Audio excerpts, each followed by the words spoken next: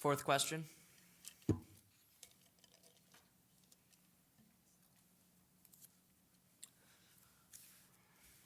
Ms. Beatty, fourth question goes to you. Do you support bringing back a February break in the future? Why or why not? Yes. Why?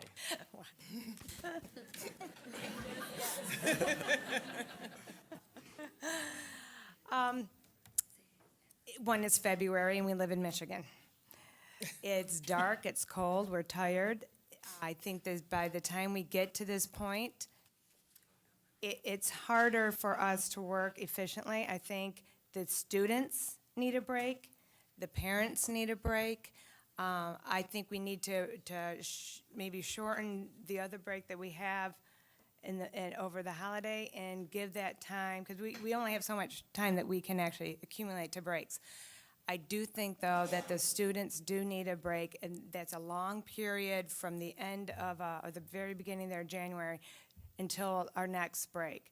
I think the students do need one in the middle, and I do think, in particular, because we do, seriously, though, we live in Michigan, and it is a difficult time of the season for us there in February, and I think that the students need a chance to re-energize themselves and refresh themselves and to go back to the school week.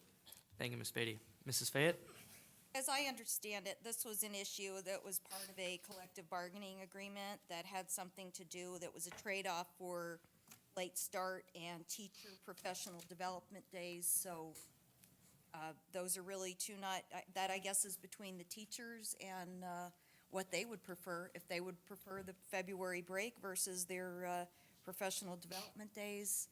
And once again, I'm here.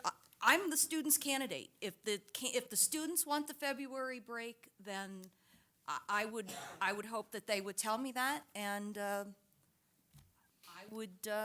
would negotiate that the next time I would say, yeah, we'll have that break, and that the next time that the negotiations come due, I will ask that the break be renegotiated.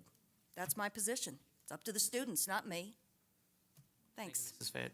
Finkelstein? My answer to this is going to be very short. Yes, I support a February break. Even a 5-day break would be reasonable and I think very much welcomed by the students. It is a very long stretch from January to that spring break. Thank you. Thank you. Dr. Hirsch? This time, the short answer is yes. I absolutely support the February break, but the calendar, except the beginning of the school year, is a product of collective bargaining with the MEA, the Michigan Educators Association.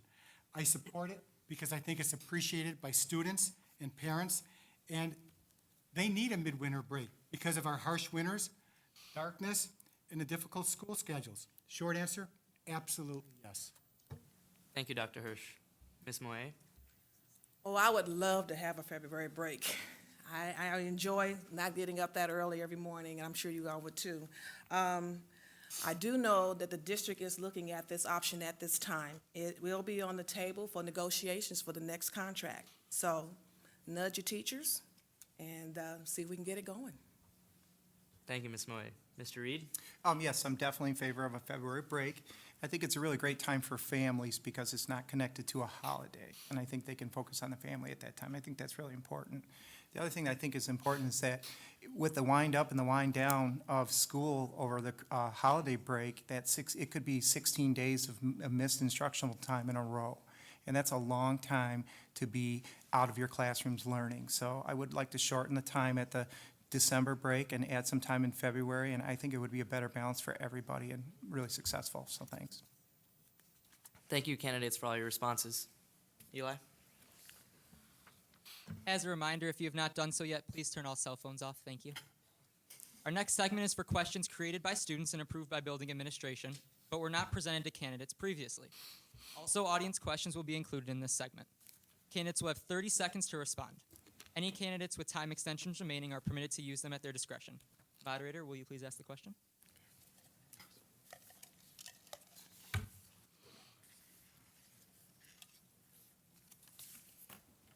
Mrs. Fayette, in the event of a budget cut, where would you make the first cut? Conversely, if you had a budget surplus, where would be the first place you would give additional funding?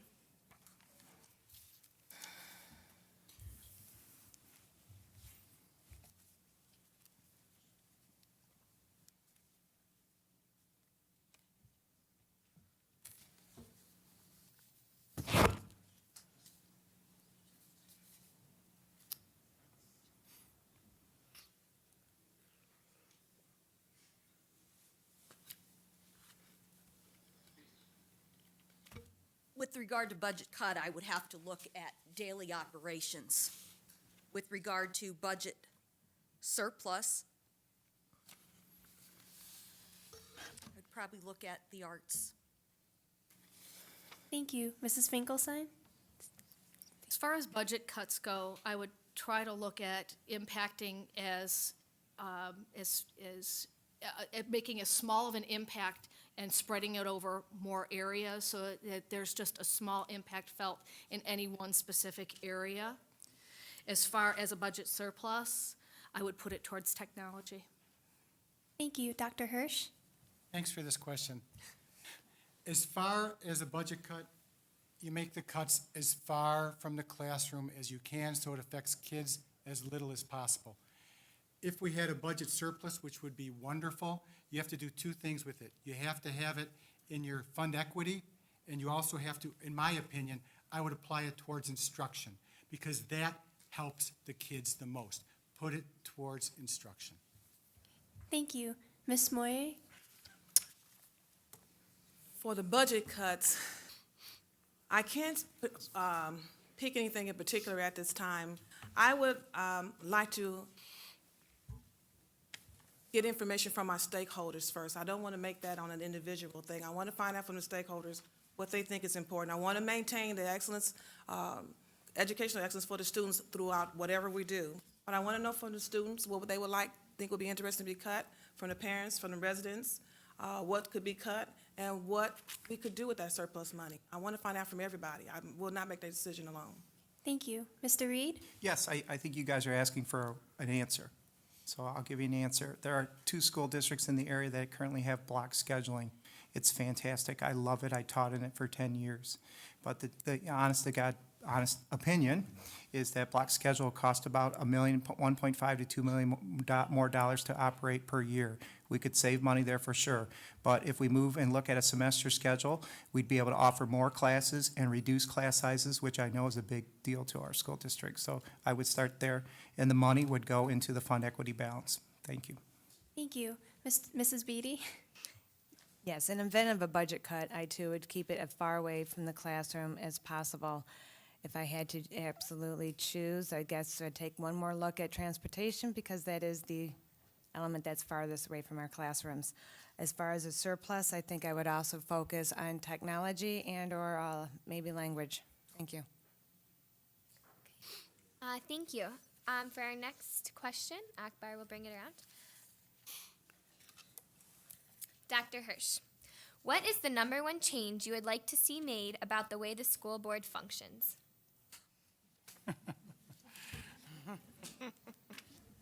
Well, that's a unique situation. What I would like to change in the school board is I would make it more, and we've learned from our past mistakes, I would make it more communicable with the community, with the different unions, and let's involve the students in that. They want to know what's going on. Our students are very smart. Let's be more communicable. Let's communicate more. Thank you. Thank you. Ms. Moyer? The #1 change that I would like to see made about the way the school board functions, I would like for the school board to listen. And again, I go back to the stakeholders. It takes all of us to make this district work. We need to listen and respect what everyone has to say. And I'm going to leave it at that. Thank you. Mr. Reed? Yes, I would like to see the school board become a lot better at communication, especially with just common courtesy and respect and care for each other. I think that's really important. So that's what I would like to see happen. So thank you. Thank you. Mrs. Beatty? Yes, I like to see the school board listen, communicate, but also apply the information that they receive from the community to their decisions. Thank you.